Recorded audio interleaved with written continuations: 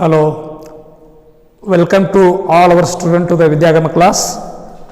Today we are going to teach the 6th standard English first chapter, Introduction to the History. ಅಂದರೆ 6ನೇ ತರಗತಿಯಲ್ಲಿರ್ತಕ್ಕಂಥ ಮೊದಲನೇ ಅಧ್ಯಾಯ ಇತಿಹಾಸದ ಒಂದು ಪಕ್ಷಿ ನೋಟ, ಇತಿಹಾಸದ ಒಂದು ಮುನ್ನೋಟದ ಬಗ್ಗೆ ಇವತ್ತೊಂದು ಪಾಠವನ್ನು ಮಾಡಲಿಕ್ಕೆ ನಾವು ಹೊರಟಿದ್ದೇವೆ. Both medium students, Kannada medium students and English medium students, you have to listen carefully. After completing this lesson, I will give some questions and you have to answer to my questions. Okay, in our team, our teacher, class teacher Mr. S.I. Bolso sir and Mr. T. Hanumantappa, we are going to teach by the online classes in the Vidyagama scheme. So I am very proud to teach to our students and take the benefit of this project which the Karnataka government has started the Vidyagama classes in the Corona period. So now I would like to start this lesson. Okay sir. First of all, going to start this lesson, I would like to say about introductions to the history. So first let us think, what is the history? What is the history? So there are three parts in the social science. The first part is history, second is geography, and third is civics. So let us think about what is history. There is one definition about the history. The systematic presentation of past events is called history. ಅಂದರೆ ಗತಿಸಿ ಹೋದ ಇತಿಹಾಸದ ಘಟನೆಗಳನ್ನು ಕ್ರಮಬದ್ಧವಾಗಿ ವ್ಯವಸ್ಥಿತ ಅಧ್ಯಯನ ಮಾಡುವುದೇ ಇತಿಹಾಸ. ಈಗಾಗಲೇ ಅನೇಕ ಘಟನೆಗಳು ಗಡಿಸಿ ಹೋಗಿವೆ. ಆ ಘಟನೆಗಳನ್ನು ವ್ಯವಸ್ಥಿತವಾಗಿ ಇನ್ನು ಸೀಕ್ವೆನ್ಸ್ ಆರ್ಡರ್ ಅದನ್ನು ನಾವು ವ್ಯವಸ್ಥಿತವಾಗಿ ಅಭ್ಯಾಸ ಮಾಡೋದೇ ಒಂದು ಇತಿಹಾಸ. ಅದನ್ನೇ definition, the systematic presentation of past events is called history.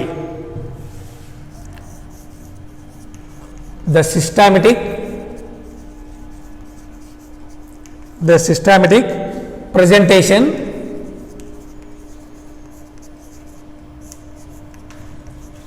of past events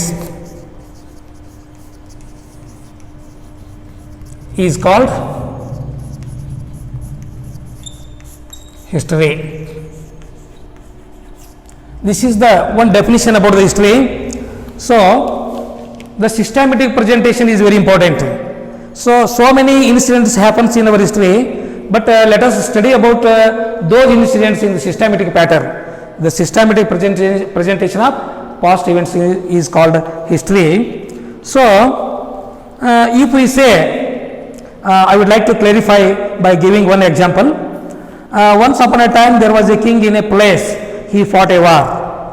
In this sentence there is no particular time, there is no name of the king, there is no name of the place. So this is not become the history because there is no anything accuracy.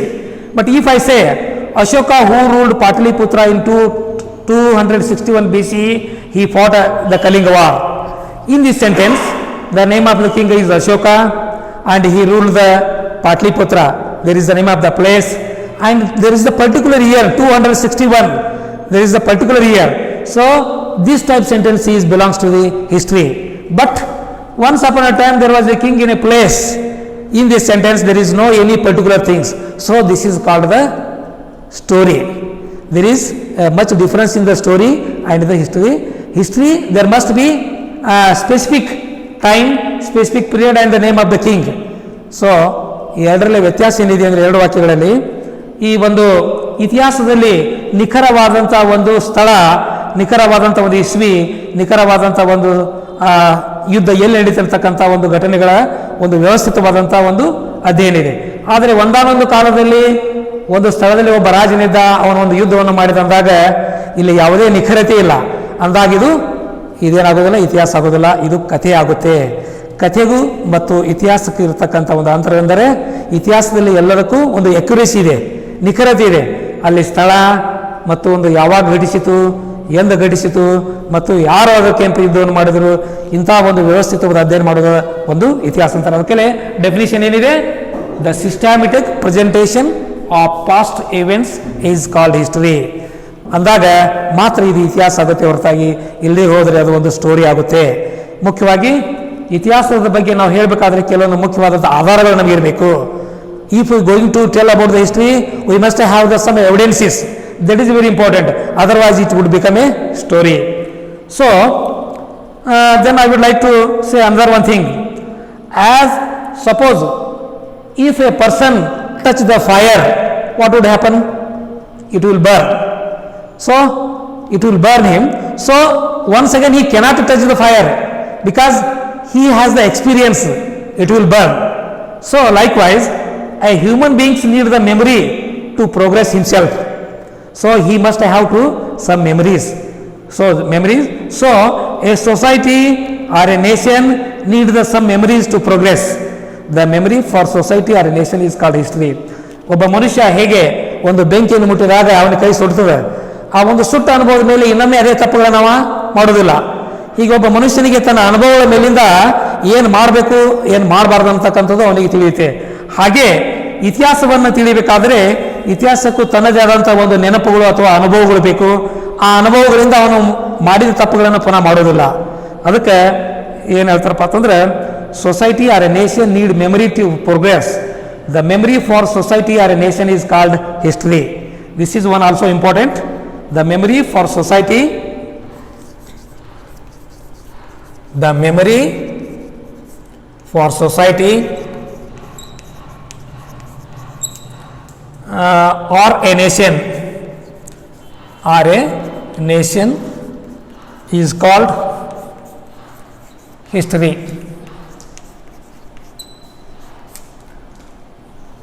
So in this regard I would like to say another one thing.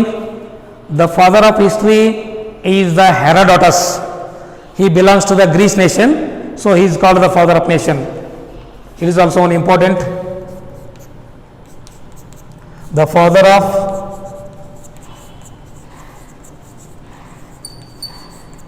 history is Herodotus.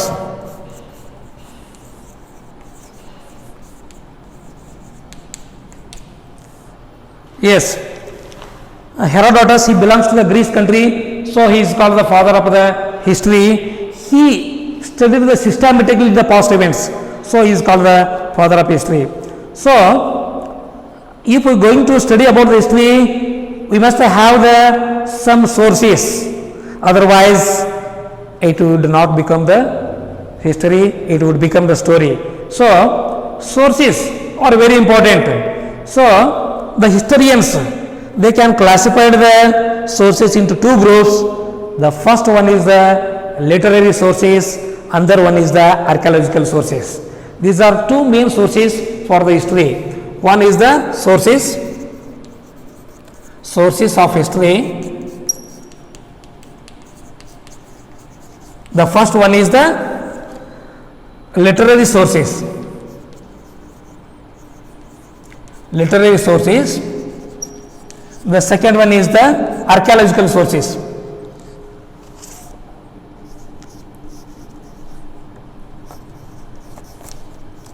ಆರ್ಕಿಯಾಲಜಿಕಲಿ sources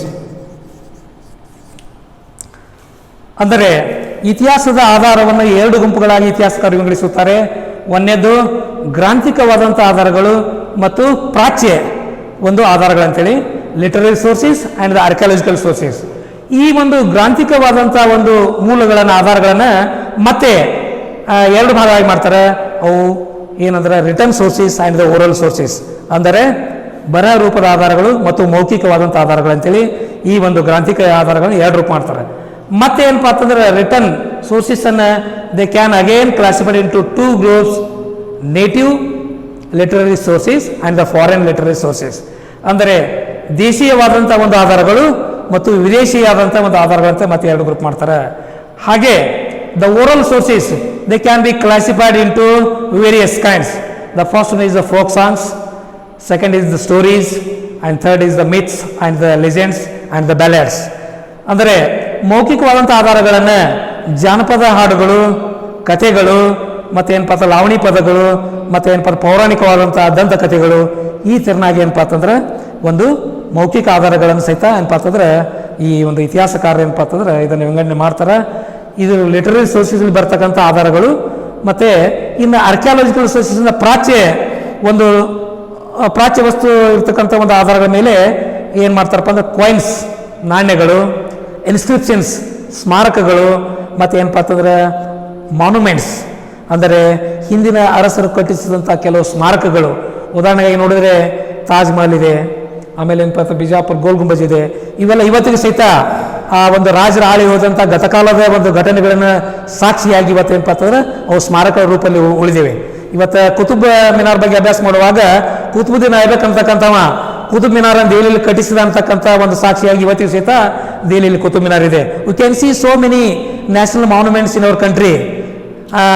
We can see the beautiful Taj Mahal, we can see the Qutub Minar in Delhi, and we can see the Gol Gumbaj in Bijapur and various monuments we can see in our country. ಇವೆಲ್ಲವೂ ಏನಪ್ಪ ಅಂತಂದ್ರೆ ಇತಿಹಾಸಕ್ಕೆ ಸಾಕ್ಷಿಯಾಗಿ ಏನಪ್ಪ ಅಂತಂದ್ರೆ ಹಿಂದಿನ ಅರಸರ ಗತಕಾಲದ ವೈಭವವನ್ನು ಸಾರಲಿಕ್ಕೆ ಇವತ್ತು ಕೋಟೆ ಗೋಡುಗಳಿವೆ. ಇವತ್ತೇನಪ್ಪ ಅಂತಂದ್ರೆ ಅವರು ಇರ್ತಕ್ಕಂಥ ಒಂದು ಉಪಯೋಗ ಮಾಡಿದಂಥ ನಾಣ್ಯಗಳನ್ನು ಸಂಗ್ರಹಿಸಿ ಮ್ಯೂಸಿಯಂದಲ್ಲಿ ಇಟ್ಟಿದ್ದಾರೆ. ಅವರು ಉಪಯೋಗಿಸ್ತಕ್ಕಂಥ ಒಂದು ವಸ್ತುಗಳನ್ನು ಇಟ್ಟಿದ್ದಾರೆ. ಅವರು ಇರ್ತಕ್ಕಂಥ ಶಿಲಾಶಾಸನಗಳಿವೆ. ಅವರು ಉಪಯೋಗಿಸ್ತಕ್ಕಂಥ ಅನೇಕವಾದಂಥ ಒಂದು ಪಳಿಯುಳಿಕೆಗಳು ರೂಪದಲ್ಲಿ ಅವನ್ನು ಸಂಗ್ರಹಿಸಿಟ್ಟಿದ್ದಾರೆ. ಈ ಒಂದು ಎಲ್ಲ ಆಧಾರಗಳ ಮೇಲಿಂದ ನಾವು ಏನಪ್ಪ ಇತಿಹಾಸವನ್ನು ಅಭ್ಯಾಸ ಮಾಡಲಿಕ್ಕೆ ಇವು ನಮಗೆ ಏನಪ್ಪ ಆಧಾರಗಳಾಗಿವೆ. ಮೇನ್ ಏನಪ್ಪ ಅಂತಂದ್ರೆ ಇತಿಹಾಸವನ್ನು ಅಭ್ಯಾಸ ಮಾಡಬೇಕಾದ್ರೆ ಅದಕ್ಕೆ ಆಧಾರಗಳು ಬಹಳ ಮುಖ್ಯವೇ. ಅದನ್ನು ಏನಪ್ಪ ಅಂತಂದ್ರೆ literary sources and archaeological sources ಅಂತ ಮಾಡ್ತಾರೆ. ಈ ಒಂದು ಇವತ್ತು ಭಾರತ ಸರ್ಕಾರದವರು ಅಥವಾ ಈ ಎಲ್ಲ ಒಂದು ಪ್ರಾಚ್ಯ ವಸ್ತು ಸಂಶೋಧನಾಲಯದವರು ಇವೆಲ್ಲವನ್ನು ವಸ್ತು ಸಂಗ್ರಹ ರೂಪದಲ್ಲಿ ಹಿಂದಿನ ನಾಣ್ಯಗಳನ್ನು, ಹಿಂದಿನ ರಾಜರು ಉಪಯೋಗಿಸ್ತಕ್ಕಂಥ ಆಯುಧಗಳನ್ನು, ಹಿಂದಿನ ರಾಜರು ಉಪಯೋಗಿಸ್ತಕ್ಕಂಥ ವಸ್ತು ಸಂಗ್ರಹಗಳನ್ನು ಸಹಿತ ಇವತ್ತು ಉಪಯೋಗಿಸಿಟ್ಟಿದ್ದಾರೆ. ಅವು ನಮಗೆ ಇವತ್ತಿನ ಜೀವನಕ್ಕೆ ಹಿಂದಿನ ಅರಸರ ಒಂದು ಜೀವನ ಶೈಲಿ ಹೇಗಿತ್ತು, ಅವ್ರು ಎಂಥ ನಾಣ್ಯಗಳು ಉಪಯೋಗಿಸ್ತಾ ಇದ್ರು, ಅವ್ರು ಎಂಥ ಬಟ್ಟೆಗಳು ಉಪಯೋಗಿಸ್ತಾ ಇದ್ರು, ಎಂಥ ಆಯುಧಗಳು ಉಪಯೋಗಿಸ್ತಾ ಇದ್ರು, ಅದನ್ನು ಸಹಿತ ನಮಗೆ ನೋಡಲಿಕ್ಕೆ ಇವತ್ತು ಸಾಕ್ಷಿಯಾಗಿ ನಿಲ್ಲುತ್ತದೆ. ಇವತ್ತು ನೀವು ಬಿಜಾಪುರಕ್ಕೆ ಹೋದರೆ ನೀವು ಗೋಲ್ಗುಂಟೆ ಎದುರಿಗೆ ಒಂದು ಮ್ಯೂಸಿಯಂ ಇದೆ, ವಸ್ತು ಸಂಗ್ರಹಾಲಯ. You can see a museum in Bijapur. There are lot of things which are used by the Adil Shahis period. ಅದಕ್ಕೆ ನಮ್ಮ ಮಕ್ಕಳು ಏನಪ್ಪ ಇವತ್ತು ಇತಿಹಾಸವನ್ನು ತಿಳಿದುಕೊಳ್ಳಬೇಕಾದರೆ, ಇತಿಹಾಸವನ್ನು ಸೃಷ್ಟಿ ಮಾಡಬೇಕಾದ್ರೆ ಇತಿಹಾಸವನ್ನು ತಿಳಿದುಕೊಳ್ಳಬೇಕು. No one can create the history without knowing the history. So ಏನಪ್ಪ ಅಂತಂದ್ರೆ ನಾವೆಲ್ಲರೂ ಇವತ್ತಿನ ಒಂದು ಯುಗದಲ್ಲಿ ನಮ್ಮ ಹಿಂದಿನ ಹಿರಿಯರು, ಹಿಂದಿನ ರಾಜ ಮಹಾರಾಜರು, ನಮ್ಮ ಸಂಸ್ಕೃತಿ, ನಮ್ಮ ಪರಂಪರೆ, ನಮ್ಮ ಆದರ್ಶ ಮೌಲ್ಯಗಳನ್ನು ನಾವು ತಿಳ್ಕೊಬೇಕಾಗಿದ್ದರೆ ಹಿಂದಿನ ಕಾಲದ ಒಂದು ರಾಜ ಮಹಾರಾಜರ ಬಗ್ಗೆ, ಹಿಂದಿನ ಕಾಲದ ಶರಣರು, ದಾರ್ಶನಿಕರು, ಒಂದು ಶರಣರ ಬಗ್ಗೆ ಏನಪ್ಪ ಜೀವನದ ಬಗ್ಗೆ ಅಭ್ಯಾಸ ಮಾಡಿದಾಗ ಈ ನಮ್ಮ ರಾಷ್ಟ್ರದ ಒಂದು ಪರಂಪರೆ, ನಮ್ಮ ರಾಷ್ಟ್ರದ ಸಂಸ್ಕೃತಿ, ನಮ್ಮ ರಾಷ್ಟ್ರದ ಒಂದು ಮೌಲ್ಯಗಳು ಹೇಗಿದೆ ಅಂತಕ್ಕಂಥ ಅಭ್ಯಾಸ ಮಾಡಿ ಅದೇ ಆಧಾರ ಮೇಲೆ ಏನಪ್ಪ ನಾವು ಮುಂದಿನ ಜೀವನ ನಡೆಸಲಿಕ್ಕೆ ಸಾಧ್ಯ ಆಗುತ್ತೆ. Without knowing the history we cannot lead our life. So ಏನಪ್ಪ ಅಂತಂದ್ರೆ ಇತಿಹಾಸವನ್ನು ತಿಳಿದುಕೊಳ್ಳೋದು ಭಾಳ ಅವಶ್ಯವಾಗಿದೆ. ಈ ಒಂದು ಇತಿಹಾಸಕ್ಕೆ ತಳದಿನ ಹಾಕಿದಂಥ ಒಬ್ಬ ಪಿತಾಮಹ ಅಂದರೆ ಹೆರೋಡಾಟಸ್. ಇವನು ಗ್ರೀಸ್ ದೇಶದವ. So he is called the father of the history. ಇನ್ನೂ ಅನೇಕ ಇತಿಹಾಸಕಾರರು ಒಂದು ಭಾರತದ ಬಗ್ಗೆ ಅಧ್ಯಯನ ಮಾಡಲಿಕ್ಕೆ ಯುರೋಪಿಯನ್ರಾದಂಥ ಅನೇಕರಾದಂಥ ಒಂದು ಇತಿಹಾಸಕಾರರು ಅವರು ಪ್ರಯತ್ನ ಮಾಡಿದ್ದಾರೆ. ತಮ್ಮ ದಾಖಲೆಗಳಲ್ಲಿ ಭಾರತದ ಬಗ್ಗೆ ಏನಪ್ಪ ಇತಿಹಾಸವನ್ನು ಅಭ್ಯಾಸ ಮಾಡಿ ಅವರು ಅನೇಕ ಗ್ರಂಥಗಳ ಸಹಿತ ಬರೆದಿದ್ದಾರೆ. ಅವರಲ್ಲಿ ವಿಲಿಯಂ ಜೋನ್ಸ್ ಅಂತ ಬರ್ತಾರೆ, ಮ್ಯಾಕ್ಸ್ ಮುಲ್ಲರ್ ಅಂತ ಬರ್ತಾರೆ, ಮತ್ತು ಏನಪ್ಪ ಅಂತಂದ್ರೆ ಅಬೆ ಡುಬೋಯಸ್ ಅಂತ ಬರುತ್ತಾರೆ. ಇವರೆಲ್ಲ ಯುರೋಪಿಯನ್ ಇತಿಹಾಸಕಾರ ಇದ್ದರೂ ಸಹಿತ ಭಾರತದ ಇತಿಹಾಸದ ಬಗ್ಗೆ ಬಹಳ ಆಸಕ್ತಿ ವಹಿಸಿ ಅಧ್ಯಯನ ಮಾಡಿ ಅವರು ಇಲ್ಲಿ ಒಂದು ಸಂಸ್ಕೃತಿ, ಒಂದು ಇತಿಹಾಸದ ಬಗ್ಗೆ ಏನಪ್ಪ ಅನೇಕ ಗ್ರಂಥಗಳನ್ನು ಬರೆದಿದ್ದಾರೆ. ಅದಕ್ಕೆ ಏನಪ್ಪ ಅಂತಂದ್ರೆ ಇವತ್ತು ಮ್ಯಾಕ್ಸ್ ಮುಲ್ಲರ್ ಅವರು, ವಿಲಿಯಂ ಜೋನ್ಸ್ ಅವರು, ಹಾಗೆ ಅಬೆ ಡುಬೇಸ್ ಇವರೆಲ್ಲರೂ ಸಹಿತ ಭಾರತಕ್ಕೆ ಯುರೋಪಿಯನ್ರ ಇತಿಹಾಸಕ್ಕೆ ನೀಡಿದ ಕಾಣಿಕೆಯನ್ನು ಸಹಿತ ನಾವು ಮರೆಯೋ ಹಾಗಿಲ್ಲ. ಅದಕ್ಕೆ ಮಕ್ಕಳೇ ತಾವೆಲ್ಲ ಏನಪ್ಪ ಅಂತಂದ್ರೆ ಇತಿಹಾಸವನ್ನು ಭಾಳ ಆಸಕ್ತಿಯಿಂದ ಅಭ್ಯಾಸ ಮಾಡಿ ಇದರಲ್ಲಿ ಏನಪ್ಪ ತಾವೆಲ್ಲ ಇದಕ್ಕೆ ಅಭ್ಯಾಸ ಮಾಡ್ತೀರಿ. ನಾನು ಕೆಲವೊಂದು ನಿಮಗೆ ಪ್ರಶ್ನೆಗಳನ್ನು ಹೋಮ್ವರ್ಕ್ ಆಗಿ ಕೊಡ್ತೀನಿ. ತಾವೆಲ್ಲ ಈ ಪ್ರಶ್ನೆಗಳನ್ನು ಇದು ಮಾಡ್ಕೋಬೇಕು.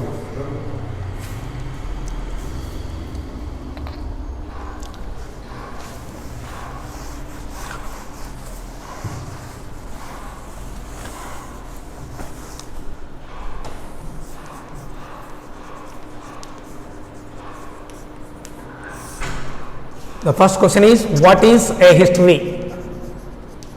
What is history?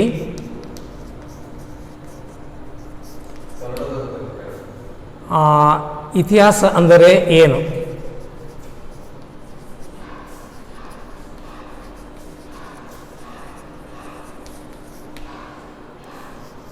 ಎರಡನೇ ಪ್ರಶ್ನೆ, ಇತಿಹಾಸದ ಪಿತಾಮಹ ಎಂದರೆ ಯಾರು?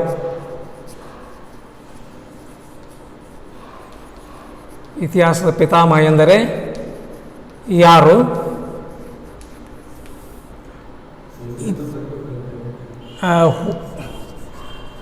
Who is called father of history? ಮೂರನೇ ಪ್ರಶ್ನೆ, ಇತಿಹಾಸದ ಮೂಲಗಳು, ಇತಿಹಾಸದ ಆಧಾರಗಳು ಯಾವುವು? ಇತಿಹಾಸವನ್ನು ಅಭ್ಯಸಿಸುವ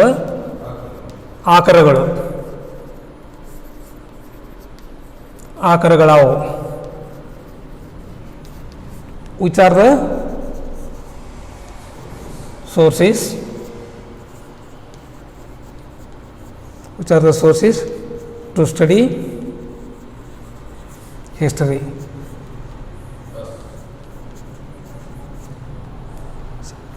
So, when you are coming to the next lesson, you have to write the answer for these questions and you send in my WhatsApp number. So, I am very grateful to you. Please, as per the Karnataka government instructions by MPS Lachan, we are going to teach the online classes. So, you have to please cooperate the parents with us, and you give your Android mobile to your children, and you cooperate to your students to send our homework in the mobile, sir. Okay, thank you to all. Bye.